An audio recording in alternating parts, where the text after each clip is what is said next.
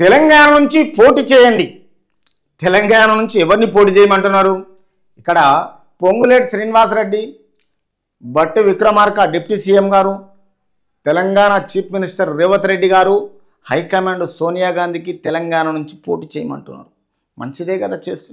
ఎందుకంటే ఆమెకున్న పలుకుబడితో ఆమె గెలిస్తే ఎక్కడైనా గెలవచ్చు. ఆమె తప్పకుండా గెలుస్తుంది. ఎందుకంటే ప్రజలు చూస్తున్నారు. తెలంగాణ ఇచ్చింది ఆమెని, అధికారంలో ఉన్నప్పుడు తెచ్చింది వాళ్ళు, ఇచ్చింది వాళ్ళే. కాబట్టి ఖచ్చితంగా గెలవచ్చు ఇది రియల్గా చెప్పాలనుకుంటే.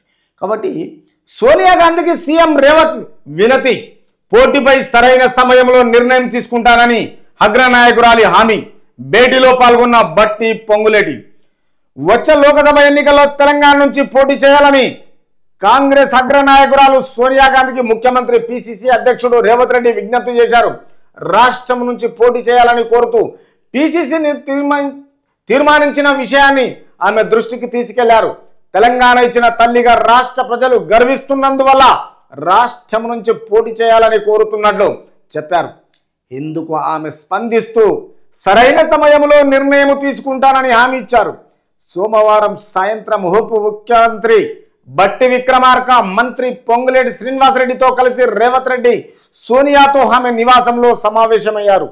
అంటే ఈ విషయం లేదంటే, అమ్మ హైకమాండ్ నువ్వు ఏదైతే తెలంగాణ ఇచ్చిన తల్లిగా రాష్ట్ర ప్రజలు నిన్ను ఇష్టపడుతున్నారు కాబట్టి తెలంగాణ ఇచ్చింది మీరు, మాకు తెచ్చింది గిన మీరే. కాబట్టి ఈ విషయంలో రాష్ట్రం నుంచి మీరు ఖచ్చితంగా పోటీ చేయాలని ఇక్కడ డిప్యూటీ ముఖ్యమంత్రి బట్టి విక్రమార్క, పొంగులేటి శ్రీనివాసరెడ్డి అండ్ రేవంత్ రెడ్డి గారు సోనియా గాంధీని కోరడం జరిగింది. ఆమె సరి అయిన టైంలో సరి అయిన నిర్ణయం తీసుకుంటా అని చెప్తున్నది. కాబట్టి ఈ విషయంలో రేపు ఆమె 99% నిలబడొచ్చని కనిపిస్తున్నది.